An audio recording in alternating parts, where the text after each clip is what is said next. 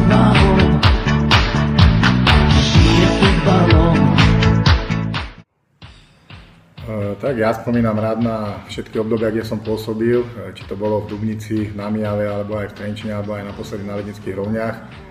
Všade som zažil dobré veci, aj zlé veci. Myslím, že v každom klube, v ktorom som pôsobil, som sa niečo naučil, čo ma posunulo ďalej a hovorím, vždy som šťastný, alebo vždy som rád v tom klube, v ktorom pôsobím, čiže momentálne je to v AFC Nové Mesto. Čiže tu sa cítim momentálne dobre a tu som momentálne spokojný. Viem a som rád, že mi to tak vyšlo na Nové Mesto, pretože ja mám rád výzvy a teším sa na to, presviečam o tom aj chlapcov v kabíne, že proste tento ročník bude náročný, bude ťažký, možno bude znova rozhodovať detaily, ale hovorím, pre mňa je to výzva, snažím sa to isté preniesť aj na mužstvo, aby to bola výzva aj pre nich a aby sme dokázali spoločne tú druhú ligu pre to Nové Mesto tu uchovať aj do toho ďalšieho ročníka. Hovorím, ja som rád, že ma čakajú ťažké zápasy, pretože ja si myslím, že len ťažké zápasy dokážu toho trénera niekde ďalej posúvať, takisto dokážu posúvať to mužstvo a nikdy som sa ťažkých zápasov nebal a ja verím tomu, že spoločnými silami to zvládneme.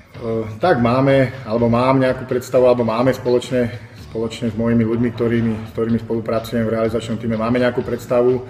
Myslím si, že tá kostra mužstva tu ostala zachovaná z minulého ročníka, doplnili sme to nejakými mladými chlapcami, ale určite tam máme ešte nejaké posty otvorené a uvidíme, čo nám prinesú tie ďalšie zápasy, kde tomu mužstvo budeme potrebovať ešte posilniť. Tak ja všeobecne sledujem fotbal, nehovorím, že som konkrétne sledoval AFC, ale určite mám tu veľa známych, bol som tu aj na pár zápasoch, takže aký taký prehľad som mal o tom. Myslím si, že na jeseň to mali celkom dobre tu rozbehnuté, ale ja som rád, že to zvládli na jar a že tá druhá liga sa tu hrá. Hovorím, ja som v celku aj zatiaľ spokojný s tým kádrom, ktorý tu je, ale zatiaľ sme odohrali len jeden prípravný zápas, takže ešte ďalšie zápasy nám ukážu, čo bude treba ešte posilniť do tej sezóny a na ktorých miestach budeme musieť ešte možno tie posty zdvojiť, aby sme boli na tú ligu naozaj nachystaní. Tak ja som vždy zástancom víťaznej taktiky, aby sa vyhralo. Ale samozrejme snažím sa tým hráčom vštepovať proste aktívny fotbal, aby na tom ihrisku naozaj nehali všetko, aby po každom tom zápase išli dole s vedomím toho, že tam nehali naozaj maximum, čo mohli odviesť a to je moja úloha. Ja nejaké taktické veci ešte teraz nechcem rozoberať, pretože to mužstvo stále ešte spoznávam, uvidíme ako si to celé sadne. Ale hovorím, pre mňa je priorita, aby boli dobré vzťahy v tej kabíne a aby to mužstvo naozaj šlapalo ako jeden kolektív na ihrisku. Potom aj tie taktické veci sa riešia jednoduchšie. Tak myslím si, že je to pre mňa určite čest a viesť tento klub. Není tých klubov tu v tom našom regióne až tak veľa, ktoré by pôsobili na tej najvyššej úrovni, okrem Trenčína a Žiliny. Je Nové Mesto možno v tej hierarchii niekde na 3. mieste v tomto považskom nejakom regióne, takže určite som rád, že som tú šancu dostal a vynasnažím sa spoločne s mojimi spolupracovníkmi tu odviesť kvalitnú robotu, aby to bolo na dlhšie obdobie. Tak my sme si dali nejaký svoj interný cieľ v kabíne aj s vedením, ktorý by som ešte nerád teraz nejako prezentoval. Myslím si, že ho bude prezentovať vedenie klubu. Ale hovorím, my máme svoje nejaké interné ciele, ktoré chceme dosiahnuť. Nechcem tu rozprávať teraz o nejakom počte bodov alebo o nejakom počte víťazstiev. My pôjdeme skromne od zápasu k zápasu a samozrejme budeme chcieť každý zápas vyhrať. To je náš prvoradý cieľ dneska. Tak ja si myslím, že na tejto úrovni už proste ten profesionálny prístup musí byť automatický od každého jedného, ktorý v tom klube pracuje alebo ktorý chce v tom klube pracovať, ale samozrejme nikdy to nemôže byť podmienené tým, aby sa tu tie vzťahy nejaké naštrbili. Ja si zakladám na tom kolektíve, zakladám si na tom priateľskom prístupe, ale vždy to musí byť opätovné a musí to byť hlavne zo strany aj mojich spolupracovníkov, aj hráčov opätované tou takou pozitívnou formou.